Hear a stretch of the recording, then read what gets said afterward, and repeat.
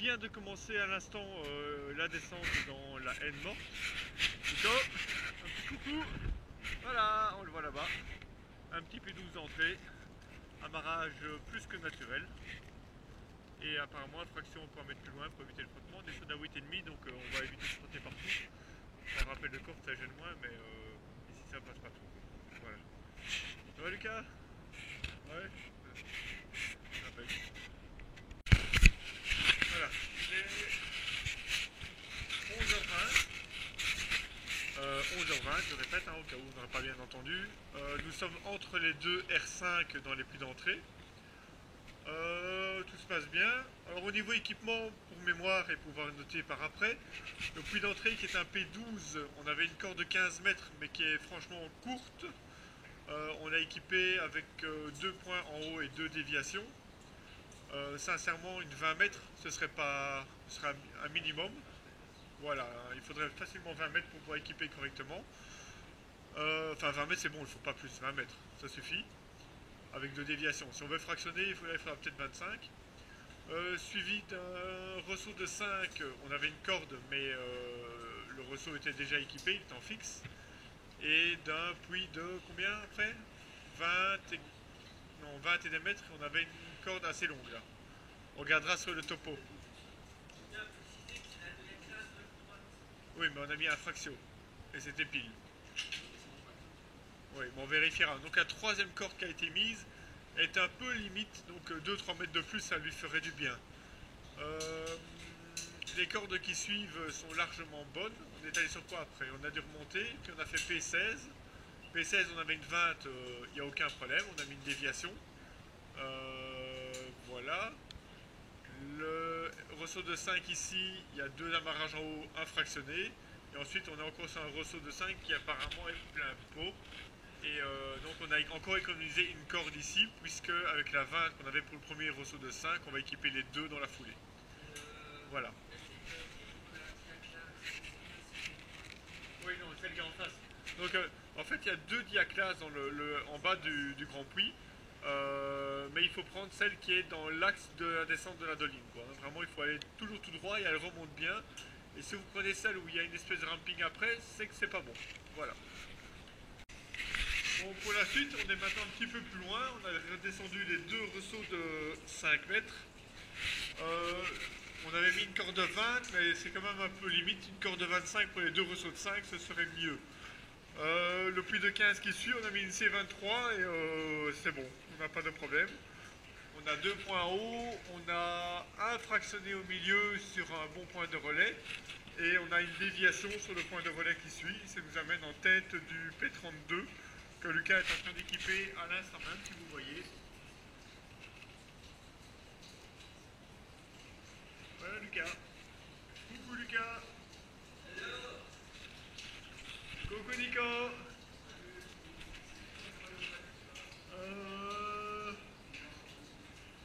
Non, il est plus dessus, tu peux venir près de moi. Bon, nous y voici. Alors, à quelle heure c'est toi ou pas? Toujours. Ah, voilà, ça c'est bien. Un homme prévoyant. Midi 55. Midi 55. Donc en gros, il sera 13h quand on arrivera dans la salle du camp. On a équipé donc le P15 avec une C23 et la longueur correspondait, hein, c'était bon. On suivit un ressaut de 5 mètres où une corde de 7-8 mètres suffit largement, on part sur 2 points, c'est impeccable. Suivent ensuite le puits de la mort, splendide. Super. P45, c'est 2 points en tête et puis plein pot direct jusqu'en bas, donc une 47, 48 c'est bon, mais bon, une 50 on va dire globalement. On suit un petit ressaut qui est marqué, mais il n'y a pas de corde, il n'y a pas vu de split, donc la corde ne sert à rien. Et pour terminer, on a le P14 où on est avec une 20 et a priori avec une 20 on aura largement assez pour arriver en bas, quoi. Voilà. Ouais. Pour rappel, donc on est toujours en haut du P14.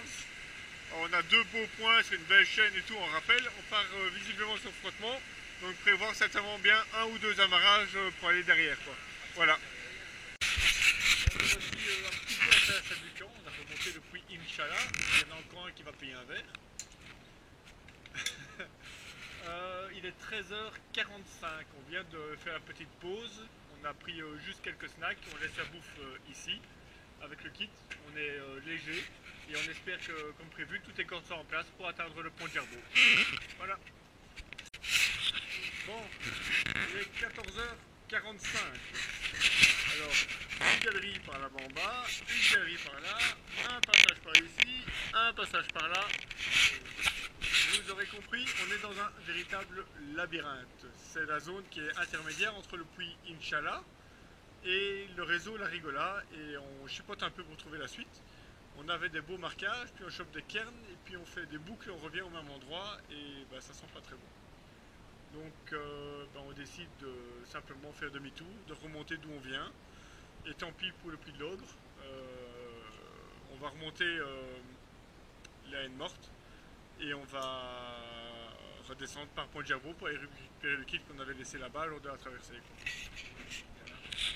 Oui, accessoirement, oui, c'est vrai, oui. De saucisson, il est là. Ouais. Mais en même temps, 14h45, maintenant, le temps de sortir, 2h, 17h, le temps de revenir à la voiture. Il est temps de faire demi-tour, ou sinon demain ça va presque une journée corvée, quoi. Voilà. C'est un superbe film. Vas-y, prends la pause, je vais faire une photo. Vas-y, vas-y. Ah. Donc, il est 15h45. Bah, je viens de vérifier sur ma montre. 28? Ah oui, oui, excuse-moi, j'ai vu 15h27, c'est 15h30. Il est 15h30. Pardon pour la caméra. Et nous venons de trouver l'entrée du réseau La Rigola après avoir bien cherché, parce que pour moi il manque un petit mot dans le descriptif.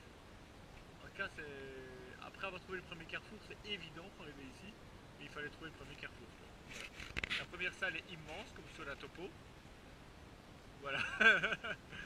et bon, bah, l'entrée du réseau, c'est plusieurs centaines de mètres ici, mais vu l'heure qu'il est et vu l'accès à la grotte, on aime autant ne pas prendre de risques et ressortir de nuit. Puisqu'on avait prévu de ressortir par ici de nuit et qu'on le sent pas trop. Donc le chemin est assez compliqué dans les bois. Donc on va quand même bien remonter maintenant et puis on ira à PDG demain. On est hors timing, c'est ça, ouais, tout à fait. Voilà. Voilà, nous sommes sur le retour vers la salle du camp. Pour information, pour mémoire, pour le camp l'année prochaine, si on vient bien ici, une fois qu'on a quitté la salle du camp et qu'on se dirige vers le réseau La Rigola, à un moment donné, la galerie qui est large et spacieuse se transforme en méandre assez étroit, il faut descendre très fort. Nous, on est allé en bas et là où il y a des marquages, on n'a rien trouvé. Il y avait des cairns partout, on s'est un peu paumé. Or, juste à cet endroit qui descend fort en méandre, si on monte très haut sur la droite, environ 7 ou 8 mètres, une escalade assez facile, on tombe sur un réseau supérieur qui monte, descend, avec des escalades aussi un petit peu partout, mais on arrive très facilement et de manière très évidente au réseau La Rigola. Donc c'est un choix. En bas on ne sait pas, en haut on est sûr que ça passe. Alors la spéliole, t'as dit quoi?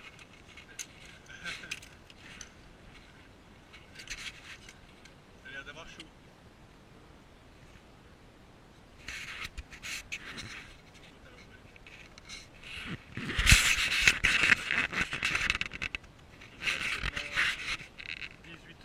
Donc je pense que ça sera vers 18h30 en haut, qu'on passera des collines un peu avant 19h.